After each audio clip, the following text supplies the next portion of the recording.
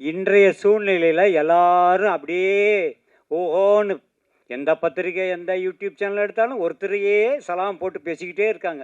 அது நடக்கவே நடக்காது. ஆப்பு சரியான ஆப்பு.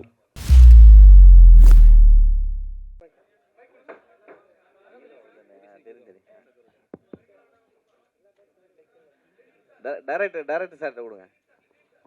டைரக்டர் ஆமாம். வணக்கண்ணா. வணக்கம். இல்லை, ரெட் லேபிள் வந்த உடனே நல்லா ஜாலியாக பேசிக்கின்னு பார்த்தேன். ப்ரொடியூசர் வந்து குறை மேலே குறை சொன்னார், அது கூட ஏற்றுக்கலாம். அனுமோகன் சார் வந்தார், டக்குன்னு ஹீரோலாம் மூக்கம் நுழைக்கிறாங்க, அவங்க வேலையை பாருங்கன்னு சொல்லிட்டாரு. இந்த ஹீரோ மூக்கம் நுழைச்சாரா? அவர் டப்புன்னு எழுந்து சொல்கிறத பார்த்தா ரொம்ப குடைச்சல் கொடுத்துப்பார் போல இருக்கே. சரி, நான் கிளம்பிட்டேண்ணா. ஃப்ரெண்டு தான் நம்ம. எத்தனை வருஷம்ண்ணா? பல வருஷம் இருக்கும். அது வேற ஸ்ட்ரைட்டாக வந்து இல்லை, அவரு சொன்னார்ல, அவருடைய வழி இருக்கும். அது வந்து ஹீரோக்கள் பண்ணாங்களா அப்படின்னு கேட்கறது ஃபர்ஸ்ட் டைரக்டர் கிட்ட இருந்து ஸ்டார்ட் பண்ணலாம் அப்படின்ட்டு தான் இருக்கு. அவருக்கும் இருக்கு. அவருக்கும் எப்படின்னா, அவர் சொன்னார்ல, நேரத்துக்கு ஆரம்பிக்கணும், எந்த விஷயமும் டைம் ஸ்டார்ட் பண்ணணும்னு இருக்குல்ல. அங்கே வந்து எல்லா டெக்னீஷியனும் கரெக்டான டைமுக்கு வருவாங்க அப்படின்றத நம்ம புஷ் பண்ணுவோம். எனக்கு ஷார்ப்பாக 6 மணிக்கு எல்லோரும் இருக்கணும், நான் போயிடுவேன். ஓகே, ஏன்னா என் டீம் வந்து 6 மணிக்கு உள்ளே இருப்போம், லொக்கேஷனில் 6 மணிக்கு இருப்போம் நாங்கள். ஓகே, பட் ஒவ்வொருத்தராக வருவாங்கல்ல, எங்களால் அந்த டைம் எக்ஸாக்டாக ஸ்டார்ட் பண்ண முடியல. நான் கோவப்பட மாட்டேன், ஏன்னா கோவப்பட்டால் வேலை நடக்காது. போடா அப்படின்ட்டு போயிடுவாங்க. ஸோ அவங்ககிட்ட சிரிச்சுட்டே வேலை வாங்க வேண்டிய கடமை எந்த இருந்தது. ஸோ அந்த டைம் கூட விடாதீங்க, கோவப்படுங்க, நீங்கள் வந்துட்டு கோவப்பட்டு பேசுங்க அப்படின்னு சொல்லி அவர் என்னை புஷ் பண்ணார். ஸோ இந்த தலையீடு தான். ஏன்னா ப்ரொடியூசர் பணம் போட்டிருக்காரு, அது கூட பண்ணலன்னா நம்ம என்ன பண்ணுவோம், கால் மேலே கால் போட்டுட்டு ஓகே பொறுமையாக பண்ணலான்ற மாதிரி பண்ணுவோம்ல. ஸோ அதுக்கு அவர் எங்களுக்கு கொடுக்கல. அதில் அவர் ரொம்ப ஸ்ட்ராங்காகவே இருந்தாங்க. மற்றபடி எந்த தலையீடும் இல்லை தலைவா. நீங்கள் எதாவது கேட்குறீங்கன்னா சொல்லுங்கள், கான்ட்ரவர்சி நான் கூட சொல்கிறேன். சொல்லுங்கள். இல்லை, ஏதாவது வேணும்னா சொல்லுங்கள். இல்லை, பணம் போட்ட ப்ரொடியூசர்கிட்ட கேட்டுருவோம். சொல்லுங்க சார். மிச்சம் பண்ணலாம், அதுக்குன்னு இந்த லான்ச்சில் கூடவா நீங்கள் ஆங்கராக வந்து நிற்பீங்க? இங்கேருந்தே ஸ்டார்ட் பண்ணுறீங்க. இது நீங்க காசு மிச்சம்னு பாக்குறீங்க, நான் இது குவாலிட்டி ஆஃப் ஒர்க்னு பாக்குறேன். இல்ல, அடுத்தவங்களுக்கும் ஒரு வாய்ப்பு இல்ல, அது நீங்க கொடுத்துருக்கலாம்ல காசு அவங்களுக்கு. நான் அது கொடுத்துறேன் சார். பண்ணிருக்கலாம்ல. ஆங்கர் நாங்க ஆல்ரெடி செலக்ட் பண்ணி அவங்களுக்கு காசு கொடுத்து நான் வீட்ல உட்கார சொல்லிட்டேன். ஓ, காசு கொடுத்து வீட்ல உட்கார சொல்லிட்டீங்க? அப்படிலாம் இல்லைங்க. இல்ல, நல்ல ப்ரொடியூசரா இருக்கீங்க. இல்ல அப்படி கிடையாது. நீங்க வந்து ஒரு நாளைக்கு 3-4 ப்ரெஸ் மீட் பாப்பீங்க. எனக்கு தெரியும் உங்க பிசினஸ் எவ்வளவு டயரிங்கா இருக்குன்னு. ஒரு நாளைக்கு 4-5 படம் பாப்பீங்க. அதனால உங்களை கொஞ்சம் என்கேஜிங்காக வச்சுக்கலாம் அப்படின்றதுக்காக தான் இதை நான் பண்ணேன். இது ரொம்ப யூஸ்வலாக இருந்ததுன்னு வச்சுக்கோங்களேன். அவங்க நான் தப்பு சொல்லலை சார். ஆல்ரெடி படத்தில் 200 பேருக்கு வேலை கொடுத்துட்டேன் சார். ஒருத்தவங்களுக்கு கொடுக்குறதா கஷ்டம். இல்லை, நிறைய நடிகர்களை இங்கே வந்து ஒரு நடிகர் வந்து இவ்வளோ கேட்டார், கிலோமீட்டர் கேட்டார்னு ஏன் பேரை சொல்கிறதுக்கு நீங்கள் எல்லாம் தயங்குறீங்கன்னு தெரிஞ்சுக்கலாமா? நான் தயங்கலை சார். என் பிஆர் இவர் பேர் ரிப்பேர் ஆயிடும். இல்லை சார், என் பேர் சூப்பர் பேர். நான் கடைசி வரைக்கும் அதான் இல்லை சொல்லலாம் சார், எனக்கு அந்த பயமே கிடையாது. பட் என் பிஆர் வந்து வேணான்னு சொல்லிட்டாரு, அதனால நான் சொல்லலை. சக்ஸஸ் மீட்டை நான் சொல்கிறேன் வச்சேன்னா. ஏன்னா இப்போது இந்த சினிமாவில் நிறைய கல்ச்சர் இருக்குன்னு எல்லாம் சொன்னாங்க இல்லையா, எனக்கு எல்லாம் புதுசாக இருக்கிறதுனால ஒரு இன்ட்ரெஸ்டிங் கல்ச்சர் என்னென்னா, இப்போ இந்த போஸ்டர்ஸ்லாம் ஒர்க் பண்ணுறாங்கல்ல, அப்போ ஃபஸ்ட்டு ஒரு பேக்கேஜ் இருக்கும். அந்த பேக்கேஜில் ரன்னிங் சக்ஸஸ்ஃபுல்லி போஸ்டரும் இருக்குது. அதை நான் கேட்டேன், ஏன்ப்பா பண்ணுறீங்க? ஃபஸ்ட்டே நாங்கள் பண்ணிவிடுவோம் அப்படின்னா, படம் சக்ஸஸ் ஆனதானே ரன்னிங் சக்ஸஸ்ஃபுல்லி போடணும் அப்படின்றாங்க. அது நம்ம படத்துக்கு இருக்காது. ரன்னிங் சக்ஸஸ்ஃபுல்லின்னு எல்லாம் சொன்னாதான் அந்த போஸ்டரே வெளியே வரும். சும்மா 4 நாள் கழிச்சு அது டெம்ப்ளேட்டெல்லாம் நான் விட மாட்டேன் சார். இல்லை சார், இல்லை சக்ஸஸ் மீட் தான் எனக்கு. இது சக்ஸஸ் மீட் தான். ஏன்னா என் படம் ரிலீஸ் ஆகுதே சக்ஸஸ் தான் எனக்கு. இப்போ உண்மைதானே சார்? என்னுடைய 45 வருஷ அனுபவத்தில் எத்தனையோ காம்பேரர் பார்த்துருக்கேன். ஆனால் உண்மையிலே பெர்ஃபெக்டாக காம்பேர் பண்ண ஆங்கர் நீங்கள் தான் சார். நீங்கள் பாராட்டியிருக்கீங்க சார், பெரிய விஷயம் சார் இது. இல்லை, ஏகப்பட்ட செய்திகளை அவர் சொல்லியிருக்காரு, அவருக்கு தெரியல, அதுதானே தவிர மற்ற ஒன்றும் இல்லைங்க. கான்ட்ரவர்சினா அவ்வளோ கான்ட்ரவர்சி, ரொம்ப தெளிவாக. என்ன பெப்சி அளவுக்கு போயிட்டீங்க நீங்கள். நீயா நிறுத்துறது, நானே நிறுத்த ஷூட்டிங்கன்னு சொன்னீங்க பாருங்க, அது எனக்கு ரொம்ப பிடிச்சது. ரொம்ப நன்றி சார். நான் உங்களை எதிர்பார்க்கல சார். உண்மையாலுமே ரொம்ப சந்தோஷமாக இருக்குது நீங்கள் பண்ணது சார். எனக்கு அது பேசுனது டிஃப்ரெண்ட்டாக தெரியல சார். எல்லாருமே மனுஷங்க தானே.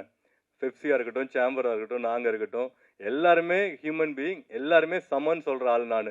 அதனால் எனக்கு யாருமே வந்து நான் அதனால தான் பெரிய படம் சின்ன படம்லாம் ரொம்ப சொல்ல மாட்டேன். ஏன்னா எனக்கு எல்லாருமே ஒன்று. பெரிய ப்ரொடியூசர் சின்ன ப்ரொடியூசர்னும் எல்லோரும் இப்படி தானே சாப்பிட்றோம். இப்படி சாப்பிட்றவங்க எல்லாருமே ஒன்று தான். அதனால் நான் இதை அவங்க ஃபிக்ஸ் பண்ணுற வரைக்கும் நான் கேட்பேன் சார். நான் சொன்னது தப்பு இல்லைல்ல, ரைட்டு தானே? கரெக்ட் தான். ஆ. இன்னொன்று இதில் ஓட்டு போடுற சிம்பிள் வச்சுருக்கீங்களே எதுக்கு? காலேஜ் எலெக்ஷனில் பசங்கள்லாம் ஓட்டு போடுறாங்க சார், அதனால அந்த சிம்பிள் அங்கே வந்துச்சு. கதையில் எலெக்ஷன் இருக்குது சார், ஸோ அதனால் யூஸ் பண்ணியிருக்கோம் சார்.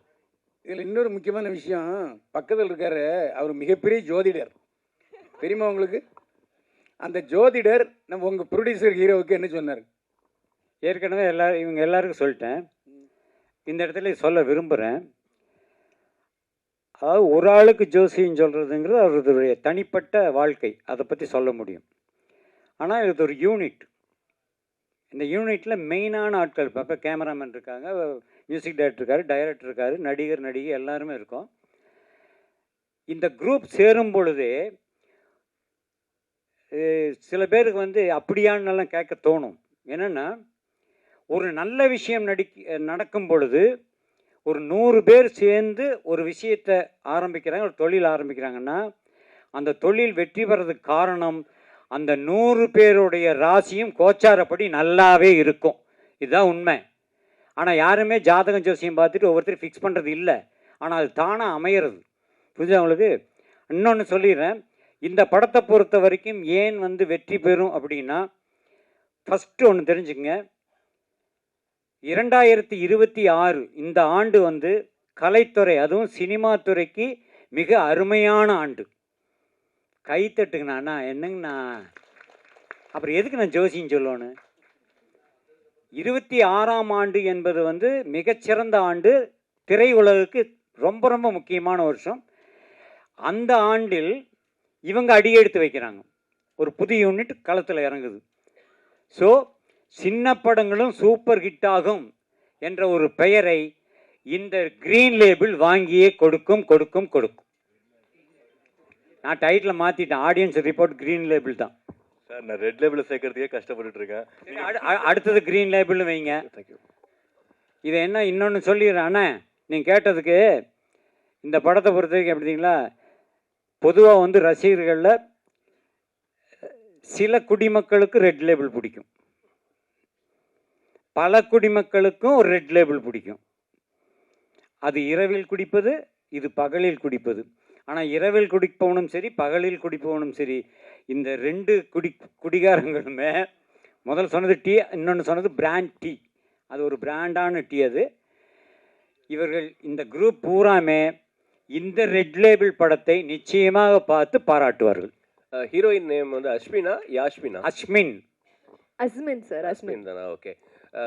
லெனினுக்கு ஒரு கேள்வி. ஹீரோயின் வந்து ரெட் லேபிள்னு சஜஸ்ட் பண்ணதாக சொல்லியிருந்தீங்க. ஆக்சுவலாக நீங்கள் பேசுனதெல்லாம் வச்சு பார்க்கும்பொழுது நிறைய ரெவல்யூஷனரி விஷயங்கள்லாம் நீங்கள் பேசுனீங்க. ரெட் ரெபல்கிட்ட கூட வச்சிருக்கலாமா அப்படின்னு தோணுது. வச்சிருக்கலாம் சார். நான் பேசுனது ரெவல்யூஷன்லாம் கிடையாது சார், பேசிக். இல்லை டைட்டில் இஷ்யூஸ்லேருந்து அந்த கமிஷன், அவுட் கமிஷன்லேருந்து எல்லாமே நீங்கள் பேசுனீங்க இல்லையா? அது மட்டும் பாடி லாங்குவேஜ் பூராமே வந்து விஜய் பார்க்குற மாதிரியே இருந்தது. மேபி காலேஜ் எலெக்ஷன் பேஸ் பண்ணி நீங்கள் படம் எடுக்கிறீங்க. பொலிட்டிக்ஸ் ஏதாவது கனவுகள் இருக்கா? இருக்கு சார். ஓகே. 100% பாலிடிக்ஸ் வரணும் அப்படின்றதுக்காக தான் நான் படமே வந்திருக்கேன். ஓ சூப்பர். இப்போ பிஃபோர் 2026 பாசிபிலிட்டிஸ் இருக்கா? இல்லை சார், ஆக்சுவலாக இந்த படம் போன வருஷம் முடிஞ்சிருந்ததுன்னா வாய்ப்பு இருந்திருக்கு. பட் அகைன் பொலிட்டிக்கல் பார்ட்டி அப்படிலாம் கிடையாது. ஒரு சின்ன ஏரியாவில் ஏதாவது பண்ணணும்னு ஒரு இன்ட்ரெஸ்ட் இருக்குது சார். நான் ஒரு அட்வொகேட்டும் கூட. அதனால் வந்து ஒரு ரொம்ப ஃபேன்சியாக இல்லாமல் ஒரு சின்ன ஏரியாவில் ஏதாவது சம்திங் நம்மளால் முடிஞ்சது பண்ணணும். ஓகேங்களா? அதனால் அது இன்ட்ரெஸ்ட் இருக்குது. அகராஜ், வாழ்த்துக்கள். Thank you sir. இண்டஸ்ட்ரி மாறும்னு சொல்கிறேங்க இந்த வருஷம். பொலிட்டிக்கல் மாறுமா? விஜய் சார் அரசியல் வராரு, பொலிட்டிக்கல் மாறினா எனக்கு கொஞ்சம் இதாக இருக்கும். நிச்சயமாக மாற்றம் வரும். ஆனால் நீங்கள் நினைக்கிறது நடக்காது. அப்போ விஜய் சார் வாய்ப்பு. நீங்கள் எதை வச்சு கேட்கணும் தெரியுது, அது நடக்காது. ஓகே சார், நிச்சயமாக நடக்காது. அதாவது மாறுதல்கள் வரும் என்பது, இப்போ நான் ஒன்று நினைப்பேன் நடக்காது, இவர் ஒன்று நினைப்பேன் நடக்காது, அவங்க ஒன்று நினைப்பேன் நடக்காது. ஆனால் ஏதாவது ஒன்று நடக்குமல்ல, அந்த நடக்கிறது நல்லதாகவே நடக்கும். ஆனால் இன்றைய சூழ்நிலையில் எல்லாரும் அப்படியே ஓஹோன்னு எந்த பத்திரிக்கை எந்த யூடியூப் சேனல் எடுத்தாலும் ஒருத்தரையே சலாம் போட்டு பேசிக்கிட்டே இருக்காங்க. அது நடக்கவே நடக்காது. ஆப்பு சரியான ஆப்பு. கதாசிரியர் சார், கதாசிரியர் சார், காலேஜில் கொலை உண்மை கதையா? உண்மை கதையெல்லாம் கிடையாது சார். கற்பனை கதை தான் அது.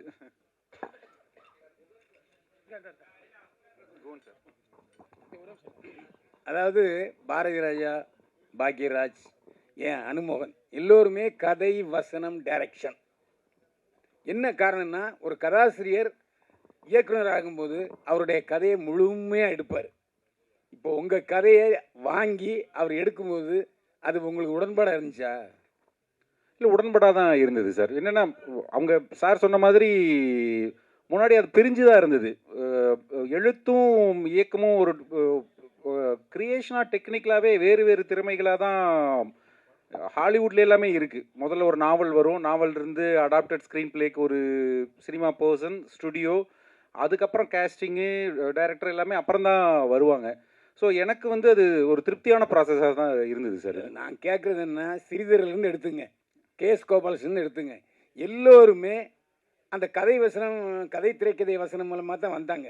இதுக்கு இன்னொரு காரணம், நான் டைரக்டர் கேட்கும், அந்த கதைக்காரர்கிட்ட கேட்கும்போது, சார் என்னுடைய கதையை நான் தான் சார் எடுக்க முடியும், அது மட்டும் இல்லை ரைட்ஸ் எனக்கு, இப்போ நாளைக்கு இந்த படம் வெற்றி பெறும்போது இன்னொரு மொழிக்கு போகும்போது உங்களுடைய உரிமை என்னவா இருக்கும்?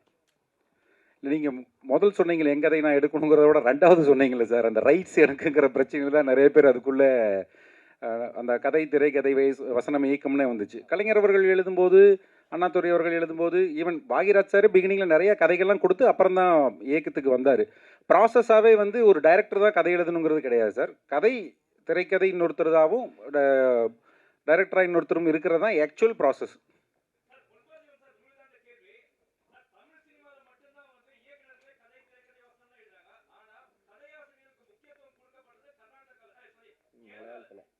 கேரளா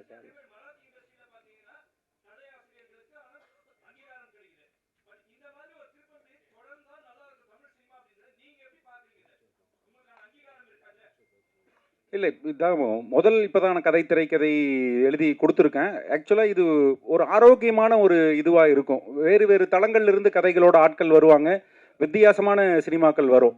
மலையாளம் இண்டஸ்ட்ரி, ஈவன் தெலுங்குலேயும் நிறையா அந்த மாதிரி ரைட்டர்ஸ்க்கான இது இருக்குது. தமிழில் நிஜமாலுமே கொஞ்சம் குறைவாக தான் இருக்குது. கண்டென்ட் ட்ரிவன் ஃபிலிம் வேணும்னா நீங்கள் நிறையா ரைட்டர்ஸ்க்கு கிட்ட நிறையா ரைட்டர்ஸும் உள்ளே வருவாங்க. நிறைய பேர் காத்துட்ருக்குறாங்க கதைகள் வச்சுக்கிட்டு. அவங்க எல்லாருமே அசிஸ்டன்ட் டைரக்டராக இருந்து டெக்னிக்கல் குவாலிட்டி தான் கற்றுக்கிட்டு வர முடியாத, எழுத்து மட்டுமே வர்ற ஆட்களும் இருக்கிறாங்க. சில பேர் பிரமாதமாக படம் எடுப்பாங்க, அவங்களுக்கு வந்து ஒரு எழுத்தாளர் தேவைப்படும். இது நிஜமாலுமே ரெண்டு விதமான டேலண்ட்டு. இண்டிவிஜுவல் ரைட்டர்ஸ் வர்றது இண்டஸ்ட்ரிக்கு, அதுவும் ஒரு கண்டென்ட் தேவைங்கும் போது ரொம்ப தேவையான சமாச்சாரம் தான் நான் நினைக்கிறேன் சார்.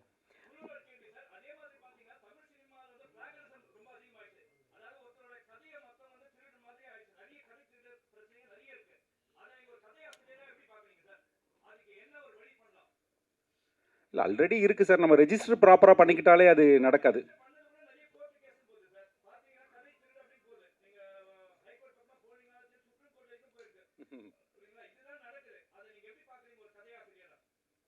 இல்லை, கதை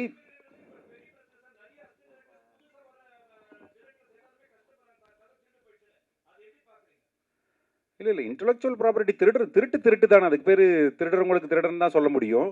பட் நிறையா நம்ம பாதுகாப்பாக இருந்துக்க வேண்டியதாக இருக்குது. வீட்டை பூட்டிக்கிற மாதிரி நம்ம கதையும் பத்திரமா வச்சுக்கிறது நம்மளுடைய பொறுப்பு தான் அது. குகன் சார், தேட்டரில் வந்து பார்க்கிங், சமோசா இதெல்லாம் சொன்னீங்க. ஆனால் இப்போ சமீபத்தில் சல்லியர்கள் படம் வந்து மாலில் கூட வெளியிடலையே, அதை பற்றி யாரும் பேச மாட்டீங்க. ஒரு படம் வந்து தேட்டருக்கு வந்தால் தான் முதல்ல அவங்களுக்கு பிஸ்னஸ்ஸே. நீங்கள் அப்போ கூட யாருமே குரல் கொடுக்கல தமிழ் இண்டஸ்ட்ரியில். தான் படம் வரும்போது தான், வலிக்கும் போது தான் எல்லாத்தையும் சொல்கிறீங்க. இது காலகாலமாக உங்களுக்கு தெரியாதா? பார்க்கிங் இருக்குது, சோமாஸ் வைக்கிறானுங்க, சமோசா வைக்கிறானுங்க, வாட்டர் பாட்டில் எடுத்து போகக்கூடாது, வெளியிலேருந்து தின்பண்டங்கள் வாங்கிட்டு போகக்கூடாதுன்னு எப்போத்தையோ கொண்டு வந்தாங்களே. அன்னைக்கு குரல் கொடுக்காம இன்னைக்கு குரல் கொடுத்துட்ருக்கீங்க. இல்லை, நீங்கள் கேட்ட கேள்வி 2 கேள்வி. ஒன்று வந்து கேன்டீனோட ரேட் பற்றி நம்ம பேசினோம், அதை பற்றி அது செகண்டு. ஃபஸ்ட்டு கேள்வி வந்து சல்லியர்கள் படத்துக்கு ஏன் குரல் கொடுக்கலன்ட்டு.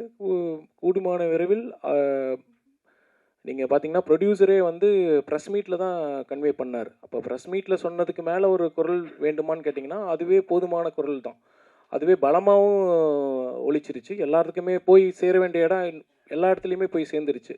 அது ஒன்று. இன்னொன்று வந்து அதுக்கு எந்த மாதிரியான முடிவுகள் எடுக்கிறோம், எந்த மாதிரியான ஒரு ஜேர்னி எடுக்கிறோம் அப்படிங்கிறது ரொம்ப முக்கியம். அது அவரோட ஒரு மெத்தட் தான். அது வந்து அதே அடுத்த வாரம் தள்ளி வந்திருக்கலாம். அதில் ஒரு எப்படி ஒரு நல்லது இருக்கோ அதே மாதிரி ஒரு கெட்டதும் இருக்குது. அந்த மாதிரியான சில ப்ராப்ளம்ஸ் இருக்குது அப்படின்னா அதை நம்ம சால்யூஷன் பார்க்கலாம் முடிஞ்ச வரைக்கும். அதுதான் அந்த மாதிரி போயிருந்துருக்கலாம். எப்போவுமே ஒரு திரைப்படம் திரைக்கு வர்றது ரொம்ப முக்கியம். அதுக்குண்டான வழிமுறைகளில் இன்னும் கொஞ்சம் எஃபோர்ட் எடுத்துருக்கலாம். அதுக்குண்டான ப்ராப்ளம் இருக்குது.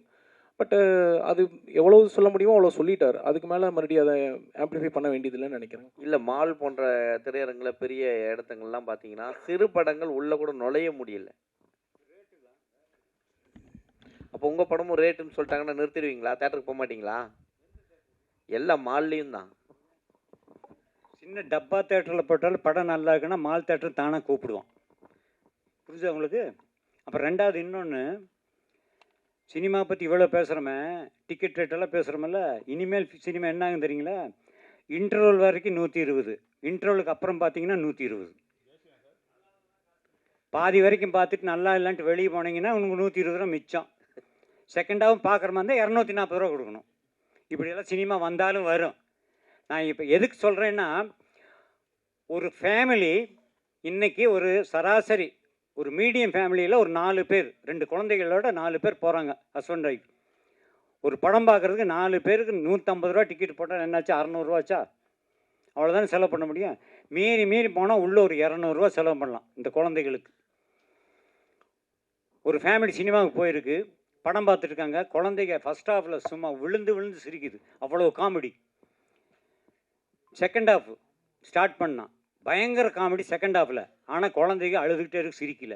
ஏன்னா இன்டர்வலில் அங்கே அப்பா வந்து பாப்கார்ன் வாங்கி தரல. 300 ரூபா 400 ரூபாய் பாப்கார்ன் வாங்கலை, குழந்தை அழுகுது. அப்போ ஒரு ஃபேமிலி என்பவங்க ஒரு 500 ரூபா 600 ரூபா மீறி போனால் ஒரு 800 ரூபா ஒரு ஃபேமிலி படம் பார்க்குறது போய் 2500 ரூபா தூக்கிட்டு போக வேண்டியதாக இருக்குது. எப்படி தேட்டருக்கு வருவாங்க? ஃபஸ்ட்டு ரீசனே சார், தேட்டர் க்ரௌடு அதுக்கு முதல் காரணமே இந்த தேட்டரில் வந்து ரேட்டை குறைக்கணும். காஃபி டீலிருந்து நான் சொல்கிறது அதுதான். இதுக்கு வந்து எந்த தயாரிப்பாளர்களோ எந்த தேட்டருக்காரங்களோ அதுக்கு வந்து இது எடுக்கிறதே இல்லை, ஒரு முயற்சி எடுப்பதே கிடையாது. ஏன் அதே காப்பி தானே வெளியே குடிக்கிற 30 ரூபா காப்பி தானே அவனும் கொடுக்குறான். அப்புறம் எதுக்கு? புரிஞ்சுதா உங்களுக்கு? ஸோ தியேட்டருக்கு பப்ளிக் வராத முதல் காரணமே இந்த தியேட்டர் தான் சார். அந்த படம்லாம் அப்புறம் சார் இங்க பாருங்க, ஆடியன்ஸ் வந்து எல்லா மூவியும் பார்க்குறாங்க. மெயினாக வந்து இந்த ரீலீஸ் மூவி இருக்கு பார்த்தீங்களா, மங்காட்டான்னு சொல்லக்கூடிய மூவி, அதால கில்லின்னு சொல்லக்கூடிய மூவி 4 வாரம் ஹவுஸ்ஃபுல்லாக போயிட்டு இருக்கு சார். எல்லா தேட்டர்லையுமே வந்து முக்காவாசி தேட்டரில் ஆடியன்ஸ் வந்து இது பண்ணுறாங்க. ஆடியன்ஸ் கிட்ட கேட்கும் போது இப்போ உள்ள மூவியோட கிளாரிட்டி ஒர்த்தா இல்லை, அப்போ உள்ள மூவி கிளாரிட்டி ஒர்த்தா இருந்துச்சுன்னு ஆடியன்ஸோட ஃபீட்பேக் சொல்கிறாங்க. நீங்களே செக் பண்ணிக்கலாம். மங்காட்டாவோட படையப்பா படங்கோட சார் ஓடிச்சுல வந்து 50 கோடி கலெக்ட் பண்ணுச்சு. ஆமா, ஓடிச்சு. ரீரிலீஸ் 60 கோடி கலெக்ட் பண்ணி. என்ன மக்கள் வந்து தியேட்டருக்கு வரதா செய்யறாங்க. பாப்கார்ன் ரேட்டுக்காக மக்கள் தியேட்டருக்கு வராம இல்லவே. ஐயோ, நான் சொல்றது உங்களுக்கு புரியல சாமி. 500 ரூபா தான் செலவு பண்ண முடியுங்கிற வர்றது இல்ல. அப்படியே இல்ல சார், 2000 ரூபாய் கூட எல்லாரும் வாங்குறாங்க சார். நீங்க அது நீங்க நினைச்சிட்டீங்க படத்தோட குவாலிட்டி நல்லா இல்லன்னு சொல்றாங்க. ஒரு அதெல்லாம் கிடையாது. மிடில் கிளாஸ் எல்லா படம் பார்க்குற ரசிகர் நிறைய பேர் இருக்காங்க. இந்த ரசிகர் படமே பார்க்கணும் கிடையாது. சினிமா ரசிகர்கள் என்பதே சகல படங்களை பார்க்குறோம் நிறைய பேர் இருக்காங்க. பர்டிகுலர் ரசிகர்களை விட பொதுவாக சினிமாவை ரசிக்கும் ரசிகர்கள் தமிழ்நாட்டில் அதிகம். எல்லா படத்தையும் பார்ப்பாங்க, அவங்க தான் அதிகம். அவங்க ஏன் உள்ளே வர்றதில்லை? நான் சொல்கிறது குறிப்பாக ஃபேமிலியோடு ஏன் வர்றதில்லை? ஃபஸ்ட்டு ரீசன் 4 மடங்கு செலவு. அவங்களால முடியாது. நான் வந்து இன்றைக்கி வந்து ஒரு 4 படம் ரிலீஸ் ஆகுதுன்னா எனக்கு 4 படத்துக்கு 600 ரூபா செலவாகுதுன்னா 4 படத்தையும் பார்ப்பேன்.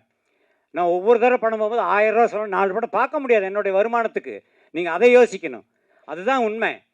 தியேட்டருக்கு க்ரௌடு வரும்னா உள்ளே நுழைஞ்சோன்னே அவங்க ஏதாவது ஸ்நாக்ஸ் ஏதாவது சாப்பிட்ணும், காஃபி கீஃபி சாப்பிட்ணுன்னா அந்த ரேட்டை குறைங்க, ஆட்டோமேட்டிக்காக உள்ளே வருவான். அந்த கொடுக்குற 150 ரூபாய்க்கு எந்த படமும் குறைய இருக்காது.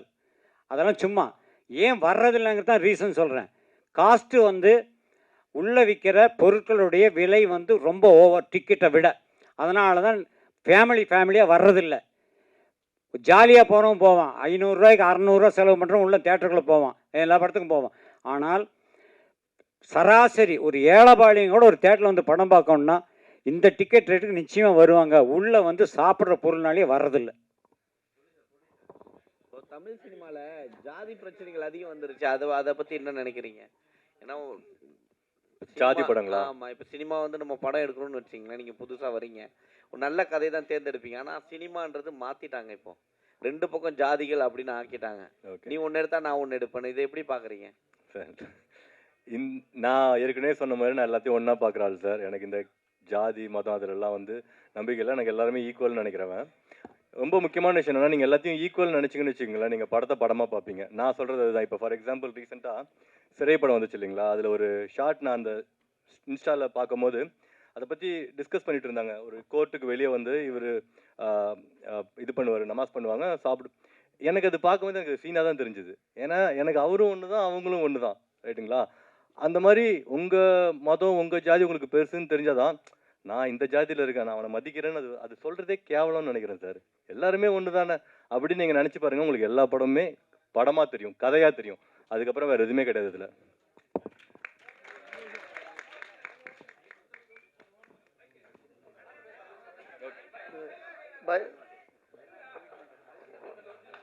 ஒரே நிமிஷம் சார். கடைசி கேள்வியா மயில்வான் சார் பேசுறாராம். ஒரே ஒரு கேள்வி, லாஸ்ட் கேள்வி சுருக்கமாக முடிச்சிடுவாங்க பதில் சொல்றவங்க. நீங்கள் ஒரு வழக்கறிஞருங்கிறது ஒரு பெருமையாக இருக்குது. இந்த கமிஷன் ஒரு விஷயம் சொன்னீங்கல்ல, இதை தடுக்கிறதுக்கு ஒரு வழக்கறிஞராக நீங்கள் என்ன பண்ணீங்க? இது வந்து வழக்கறிஞராக ஒன்றுமே பண்ண முடியாது சார்.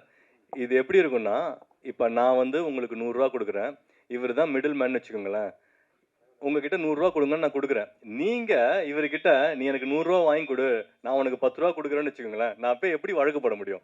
இப்போ நீங்கள் என்கிட்ட வந்து என்கிட்ட 100 ரூபா நீங்கள் கொடுக்கணும், நீங்கள் 100 ரூபா தரல, இவர் 10 ரூபா எடுத்துட்டான்னு சொன்னால் நான் வழக்கு போடலாம். இது வந்து அவங்களோட அண்டர்ஸ்டாண்டிங். நான் என்ன சொல்கிறேன்னா, நான் உங்ககிட்ட டைரெக்டாக பேசுகிறேன், நீங்கள் என்கிட்ட டைரெக்டாக பேசுகிறீங்க. எதுக்கு இன்னொரு ஆள் அப்படி கொடுக்கணும்னா நீங்கள் என்கிட்ட 90 ரூபா வாங்கிட்டு 10 ரூபா கொடுக்கணும். இதில் இன்னொரு விஷயம் தெரியுமா? துணை நடிகர் சங்கமும் சரி, ஃபைட் மாஸ்டர் அசோசியேஷனும் சரி, டான்ஸ் மாஸ்டர் அசோசியேஷனும் சரி, சம்பளத்தில் ஒரு விஷயம் பிடித்தம் பண்ணுறாங்க. உங்களுக்கு தெரியுமா? தெரியும் சார். அதுக்கு பேர் என்ன? அது அவங்க யூனியனை ரன் பண்ணுறதுக்கு அவங்க வச்சுருக்காங்க. பட் அது வந்து டிரான்ஸ்பரண்ட்டாக எல்லாத்துக்கும் தெரிஞ்சு வருது. அதுக்கு அவங்க பில் கொடுக்குறாங்க. அந்த பில்லெலாம் அவங்க எவ்வளோ சார்ஜுன்னு போட்டிருக்காங்க. பட் இதுக்கு பில் கிடையாது. இது நம்பிக்கையில் சார். இது வந்து கமிஷன் வந்து நம்பிக்கை மோசடி சார். ஒருத்தவங்க நம்பிக்கையை வந்து சேலஞ்ச் பண்ணணும்னு வச்சுக்கோங்களேன், அது வேறு எதுவுமே அதை விட கேவலமான விஷயம் எதுவும் கிடையாதுன்னு நான் நினைக்கிறேன். ஏன்னா நான் எல்லாத்தையும் நம்புகிறேன். அந்த மாதிரி அவங்க பண்ணும்போது எனக்கு ரொம்ப ஹர்ட் ஆகுது. என்னடா காசு தானடா அப்படின்னு சொல்லிட்டு. Okay, thank you. படம் வந்து February 6 ரிலீஸ் ஆகும். இந்த வீடியோ உங்களுக்கு பிடிச்சிருந்தா ஓபன் மைக் சேனலுக்கு லைக் பண்ணுங்க, ஷேர் பண்ணுங்க, கமெண்ட் பண்ணுங்க, சப்ஸ்கிரைப் பண்ணுங்க, பெல் பட்டன் மறக்காம அமுக்கிருங்க.